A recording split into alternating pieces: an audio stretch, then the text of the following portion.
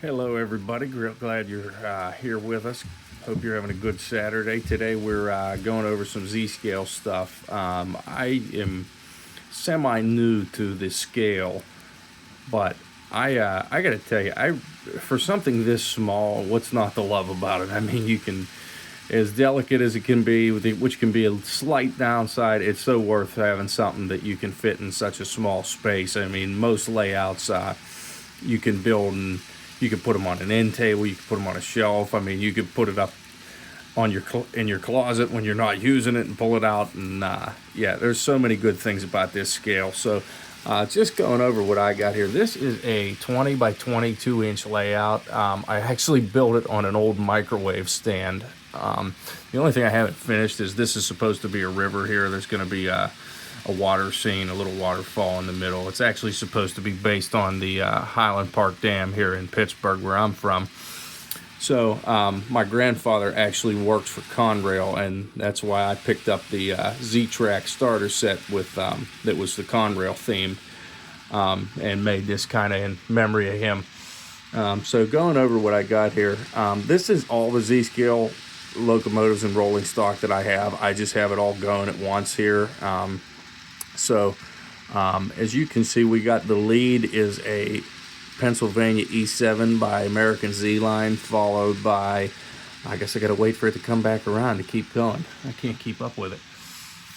Let's just slow it down here when it gets here. So we have our E7 locomotive there, which is mainly a passenger engine, but I'm using it for freight. So we have an American Z-Line waffle gondola, they call it, in Penn Central colors. These two here are made by a company called Full Throttle that does Z-scale rolling stock, and they do a wonderful job with detail and quality equipment. So this was a double pack of covered cylindrical hoppers. One's Penn Central, one's New York Central. So we're thinking probably mid 1968 after the Pennsylvania and New York Central merged to Penn Central. Then when we go over here, we have Micro Trains covered hoppers, both in Penn Central, different road numbers, just to keep it realistic. These are pretty good. These are reasonably priced as well. You're looking at about $24 a piece for these, and they run pretty well on here. And then you go over here with the rest of the American Z-Line stuff. There's a longer tanker here, along with a Conrail boxcar. These two, along with the waffle gondola, came in the starter set, which also includes our star here, the Conrail GP30 that came with it. So that was my first Z-scale train set, was the Conrail GP30, the Conrail boxcar, the tanker here, and then the waffle gondola all came with one, and then I just slowly started adding on to it. But this little layout is actually battery powered. We have our Rokuhan controller right here, and it takes 8 AA's. It also has a plug for an AC adapter, so you can plug it into the wall, save your batteries. With this particular layout, let me move the train up, see if you can see it. So on this side here, we have an AC power jack that I put in. I actually drilled it into the base and ran the wires. The wires are like right up here. They're soldered directly to the track. So you can't see it that well because I tried to blend it in with the scenery.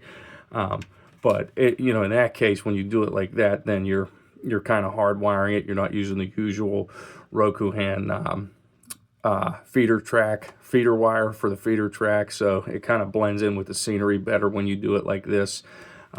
Even with my horrible ballast job here, I need to touch that up.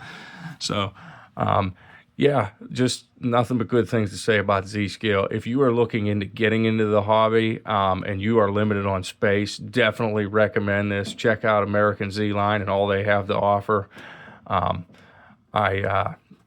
Get yourself one of these too while you're at it. One of these little Z-Track screwdrivers for anything you need to work on. That's the best you can have for one of these Z-scale outfits. So I'm gonna let the train run a couple more loops, and then we'll say goodbye for now.